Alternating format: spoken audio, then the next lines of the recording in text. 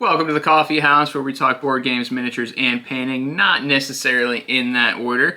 If any of those things appeal to you, why don't you consider subscribing, hitting that like button, and jumping in the comments down below. Seriously helps out the channel, and I do appreciate it.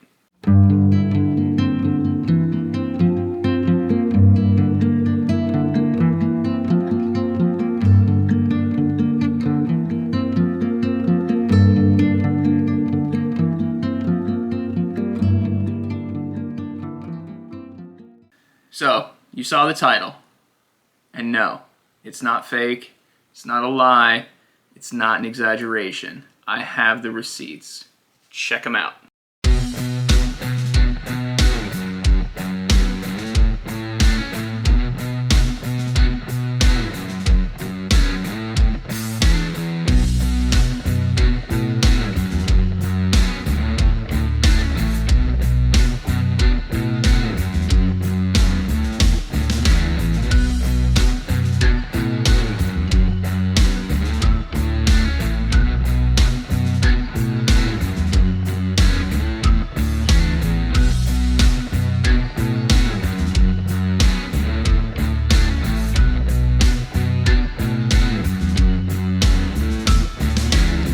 Now, I know what you're thinking.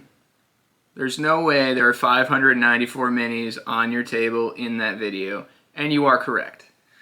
Some of the minis that I painted were on commission. I do not own the games. Some of them I previously owned, painted, and then resold because I didn't like the games. In addition to that, the Marvel Zombies minis, every single one that you saw on my table, I painted 2 of. That's right, I am painting 2 copies of the All-In Pledge for Marvel Zombies. I didn't feel the need to bust out both boxes. Actually, there's probably like 4 boxes and spread them out on the table. That was just more work than I was willing to do. Well, I don't expect you to take my word for it. So here's a quick slideshow of all those minis that I claim to have painted on commission or already sold.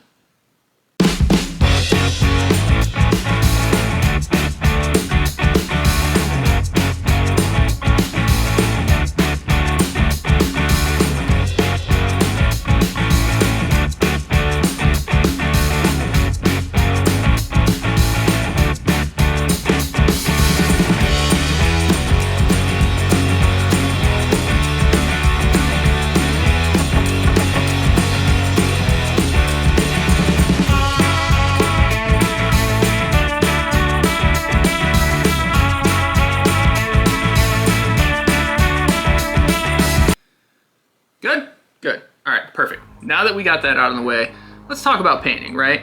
So I painted 594 minis in 2024. I did this while also working a full-time job, and this video is to show you that you can too. You just have to pick up the brush and get going. Now, I know what you're thinking. Why should we watch your videos? Why should we listen to your advice when there are so many other bigger channels offering painting videos, painting tips, painting advice? And I'm going to tell you why. 90% of those videos do not touch board game minis. 90% of those channels do not cater to board gamers. 90% of those channels don't even respect the miniatures for board games. Here on my channel, my painting videos are going to be 90% board game pieces. More people own board game minis than they do Warhammer, than they do Bus, than they do resin 3D printed. There is a prolific amount of miniatures in board games. Why? Well, especially in the age of Kickstarter, board games come with a lot of minis. Chances are you have a box with at least 100 minis in it for a game somewhere in your collection, especially if you're watching this channel. If you don't, you're probably in the wrong place. So, here's the deal. In the next couple weeks, I'm going to begin my first painting video series. I'm going to take you through the painting process for Cthulhu Death May Die from start to finish. Yes, every single mini. Primarily, we are going to be using speed paints and contrast paints, occasionally with acrylic highlights. So, what are you going to need to know and have in order to paint along? I'm glad you asked. Again, that's why this video is here, so that someday you can follow along, branch off from me, and paint 594 minis in a year yourself. Let's get started. The very first thing you're going to want to do is you're going to want to wash your minis before you paint them. The reason being is a lot of the times these minis come out of the molds with oil still on them from the cast.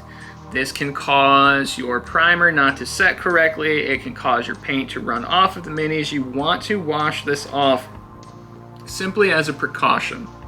Now, I used to toil with a toothbrush and soap, and I'd scrub and scrub and scrub each individual mini. I realize that's a waste of time. You don't have to do it that way. As you can see here, I've got some Dawn dish soap.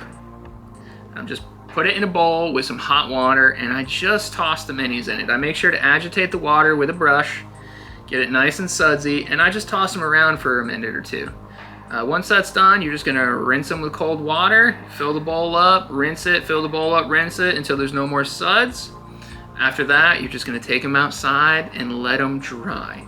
If weather conditions do not allow you to take them outside, they will dry perfectly fine inside. It's just probably going to take longer. So, what comes after washing and drying? Well, priming. And there's a bunch of different ways that you can prime your minis. The catch is how you prime your mini will affect the final look when you're done painting it. So in this video, in addition to showing you how to wash a mini, dry a mini, we need to get you up to speed on proper ways to prep. Now again, if you're even dabbling in painting, I am sure you've watched video after video on different priming techniques. So this is going to be nothing new for you, but this is for the absolute beginners that have never done this before. I'm going to show you 4 different ways of priming your mini, and also the effect that that prime is going to have on the final look. So the first technique for priming is just total coverage of the mini of one single primer. If you're using contrast or speed paints, you have to prime with a lighter color. I recommend priming with a light gray rather than a white for a couple of reasons. The first being, if you are priming with a rattle can, for whatever reason, whites tend to leave a sort of chalky, gunky, thick residue on the mini. No matter how much you shake it, heat up the can, cool down the can, it doesn't matter. It creates this funk. It's not every time, but it happens enough that I've decided to avoid white rattle cans altogether. In addition to that, I like my minis to be a little bit on the darker side.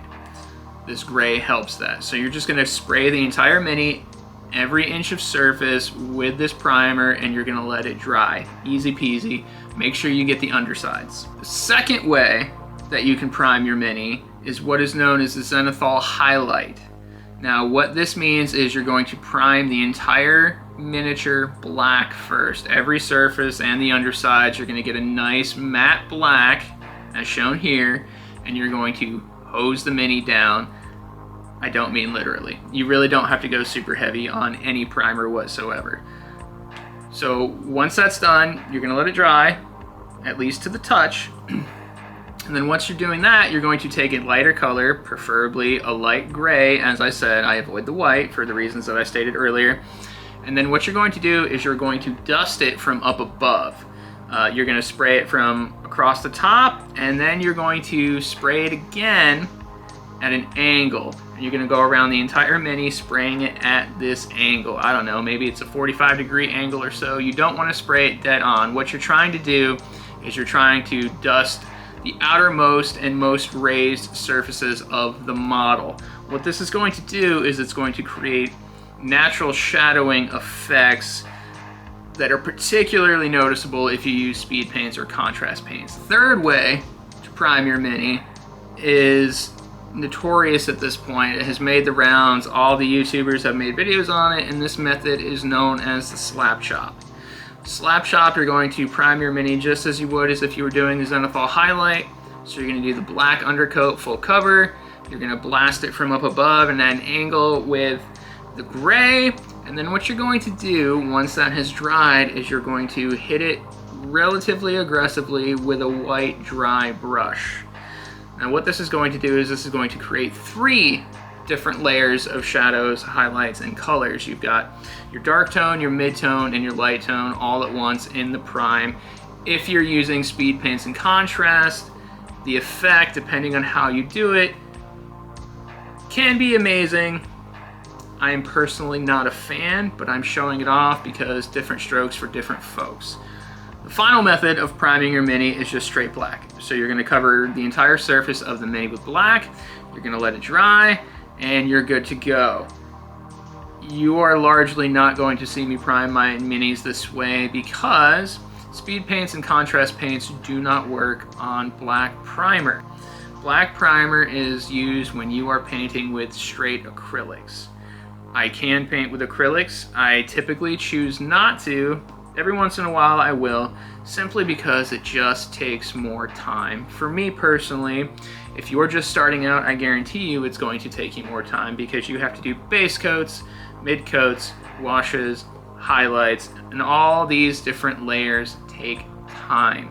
Not only to apply the layers, to wait for them to dry, and then apply the new layers. It's not my preferred way to paint, but I'm going to show it off anyway for demonstration purposes. You might prefer the look. Now that we got that out of the way, we might as well get to painting. Bear in mind, this is not a how to paint video on these particular Minis. This is simply to show off that I'm going to paint these Minis the exact same way with the exact same colors to illustrate the differences your priming makes. So I've chosen 4 models from Black Rose Wars Rebirth. These are the cadavers. I chose them because they are small, they're the same sculpt, and they are simple, just enough to illustrate my point. So we begin by applying the flesh tone to the model. I am using a 2-to-1 mix of Malignant Green Speed Paint and Crusader Skin. Go ahead and get that on the brush, and we're just going to apply it over all the flesh surfaces. We're going to repeat this process for each and every model, each and every prime type, with the exception of the all black primed model. Again, speed paints and contrast paints will not work on a straight black model. And we're going to repeat this process for all the surfaces, for every leather, every bit of cloth, and the horns, and the hooves, and the clothes, and the nails, and the claws. This wooden leg down here is going to get a dark brown to illustrate that it is dark wood. And then I won't bore you with the details and show every step, but then, you know, once all these kind of base colors are done, I'm going to add a little bit of the finer details, pick out the eyes, the teeth, the bases, those kind of things. That, again, this is not a how to paint video, so I'm not going to go into every little detail on how I'm painting these, but I just wanted to show that I am in fact painting each model the exact same way with the exact same colors. Now we get to the all black model, and this is where I'm just going to illustrate very quickly how much longer it can take. Not that that's a bad thing. I do tend to love the look of acrylic only painted models. You can really push the highlights and the shadows and make things really pop in any kind of way that you want to. You have a bit more freedom, I think, with acrylics to go wild than you do with speed or contrast paints, but again, personally, I just don't have the patience.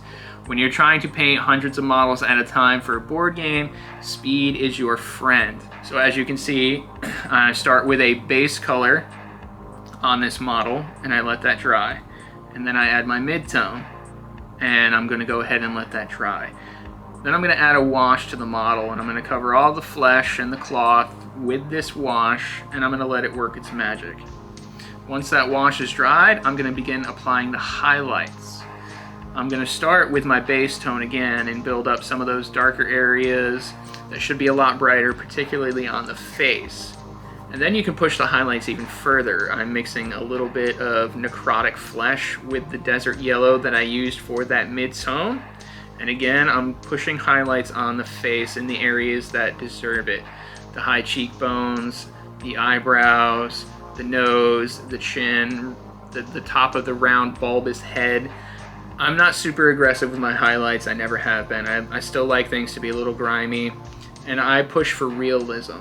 Now, in my opinion, when typically you're painting with just acrylics, realism does not apply because realism does not pop. And as you watch a lot of the big painting channels on YouTube, you will see, as great as they look, as vibrant as they are, as much as they catch your eye and pop, a lot of the times they don't necessarily look realistic. Now this is a stylistic preference, and I fully admit that, but again, I prefer more muted realism in my work. All right, now that that's done, and I've put in all the intimate details and all that fun stuff, let's take a look at the final result so that you can see for yourself the difference that the priming makes.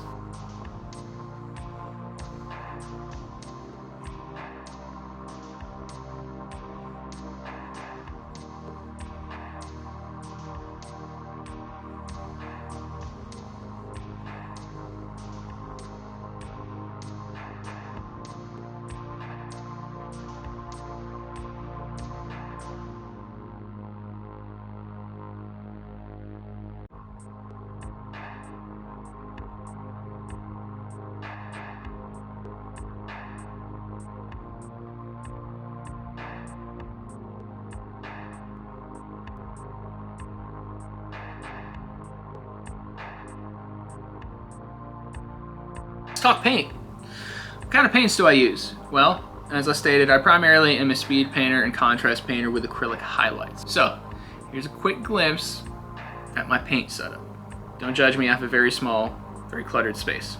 So as you can see, my three mains, Army Painter Speed Paints, Army Painter Fanatic line, and Vallejo Model Color. You'll see some game color in there as well. I bought those on a whim. I do not recommend them. They're very thin and runny and typically require way more coats than they should for opaque coverage. That was a mistake on my end. I'm telling you so that you don't make the same mistake. Now, what does all this cost? Well, I'm gonna post some links down in the description for starter sets, and you really only need starter sets to get going. You don't have to get the big 200 plus paint sets in order to get rolling. Get the starter, get a feel for it, because guess what? It's paint. You can mix it. You can create your own colors while you're dipping your toes in. So I'm gonna post the starter sets that I think that you can begin with and that will also all work for my painting series of Death May Die. Again, links down below, check them out. I do not get any kickbacks from this. I am not an affiliate. This is simply my recommendations trying to help you out. All right, so let's take a look at brushes real quick. So this is primarily the set that I use. These guys in here. I got this kit as a Christmas gift one year. So these are the Golden Maple brushes. And as you can see, they come in all kinds of sizes, pretty much everything that you would need in order to get started. There's three in particularly that I use on the regular, which you saw me using during the little painting session there. So as you can see, they've got really nice tips. Got the sizes printed on them. So again, these are the Golden Maple series. They've really got that, what's known as a fat belly. Really comfortable grip. I really like these. Feels good in the hand, can use them a lot without cramping up. It's an issue that I run into painting as much as I do. Primarily, this is what I use. In addition to that though, if you're just getting started, you don't have a high budget, you don't know if you're gonna like painting, there is absolutely nothing wrong with the Army Painter hobby brushes. This base coating brush is perfect. Again, it's got a nice tip to it. It's got a good amount of bristles. You can get good coverage all at once without having to go back to the palette 1,000 times. Absolutely nothing wrong. They're cheap. You can find them just about anywhere, any game store, any hobby store, you're going to run into these brushes. So the Army Painter Hobby, fantastic line of brushes. And in addition to that, the Army Painter Wargamer brushes. They've got character brushes, monster brushes, all kinds of brushes in this line. Look for the white. Again, really inexpensive, really good brushes. They're gonna last you a long time, and they're budget friendly. So, 594 minis. How did I do it? Well, you just got a glimpse into that world, and that is what we call batch painting. Fortunately, in the world of board games, primarily you get a lot of the same type of mini, and you can batch paint them, meaning you're gonna paint all the cloth of the same model, the same color, all the skin of the same model, the same color, on and on and on and on. Like an assembly line, you're gonna go down, down, down, down, down. Speed and efficiency are your friend. Batch painting is the way to do it, but it is unfortunately a little mind-numbing. So, now that you've seen what I've done in the span of a year while working a full-time job, you have the tools to begin, and now you have a couple weeks to get your materials, get your supplies, test out which priming you like best. Again, this is your preference, this is your world. What you do is up to you. Now, the whole purpose of me doing painting series and talking about painting is because I want you to know that anybody can do this. Anybody. Anything looks better than gray. And as much as I love the likes of Miniac and Squidmar and Ninjon and all those amazing, super talented painters with amazing channels and great videos, I also understand the damage that they do as much as the good. Now, when I say damage, what do I mean by that? Well, what I mean is, even in the videos where they are teaching you how to do something, their skill level is at such a high peak that regardless of how illustrative they are in their videos and how assurative they are in their videos, your models are never going to look like that. Not anytime soon. It's going to take years and years and years. And so if you're painting side by side by these guys and you're comparing side by side someone else's work, a master's work versus your own, you're going to see a huge disparity and you're going to get discouraged. And that is the absolute worst thing that can happen to a painter. When I started, I was absolute garbage. If I can find some of my old pictures, I will go ahead and throw them up on screen right now. But you know what? I kept at it. I knew I was bad, but I enjoyed it. So I kept going. So I'm here to motivate you, to encourage you, to push you, and to show you that you can do this. If you follow my tips, if you follow my videos, if you paint side by side with me, you're going to be cranking out models in no time. You'll be playing games in full color, which is going to look so much better than gray. And you might learn a few things along the way. I'm going to keep it as simple as possible. We're not going to use super complicated techniques. I'm going to avoid as much OSL, which is object source lighting, as possible. We're going to do a little bit of wet blending, but primarily I'm just going to be slapping paint on a model, showing you how good it can look with a little bit of patience, a little bit of care, and hopefully if you take this journey with me, by the end of it, you will be a better painter. So, what are you waiting for? Go buy some primer, test out a few models, buy a brush, buy a paint set that you like, and get cracking. You've got a couple weeks, videos are coming soon. I want to hear about it. Did you test it out? What is your favorite method of priming? What's your favorite look? Have you painted a model before? Is this something you're even interested in, or should I just shut up? Comment down below, drop a like, and as always, thanks for watching. I'll catch you on the next one.